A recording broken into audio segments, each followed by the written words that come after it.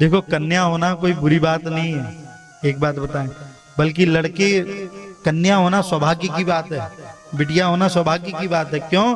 बोले अपने कुल को तो तारेगी, साथ में दूसरे कुल को भी तारती है।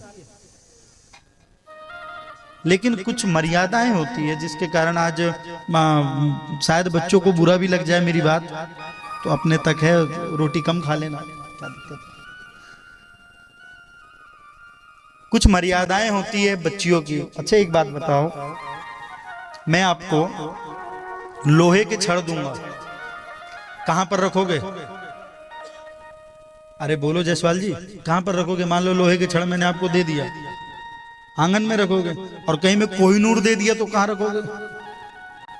अलमारी में नहीं महाराज, अलमारी कोहिनूर को तो पहले लाल कपड़े में बांधोगे, फिर अलमारी के अंदर जो लॉकर होता है उसके अंदर एक और साइड में जो लॉकर होता है वहां पर रखोगे, इतना संभाल करके रखोगे।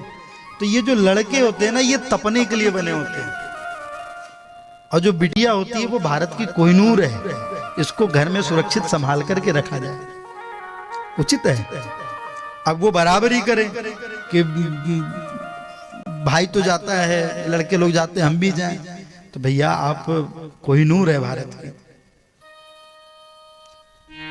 पढ़ाई है अति आवश्यक कार्य, बात अलग है, लेकिन यदि किसी चीज की बराबरी हो तो उनके लिए मर्यादाएं हैं। जब तक एक कन्या होती है, कन्या पिता के अधीन होती है, कन्या जब उसका विवाह हो जाता है, स्त्री हो जाती है, विवाह हो जाता है, उसके बाद पति के अधीन हो जाती है, और बुढ़ापे में पुत्र के अधीन रहती है, स्वतंत्र कभी नहीं रहती।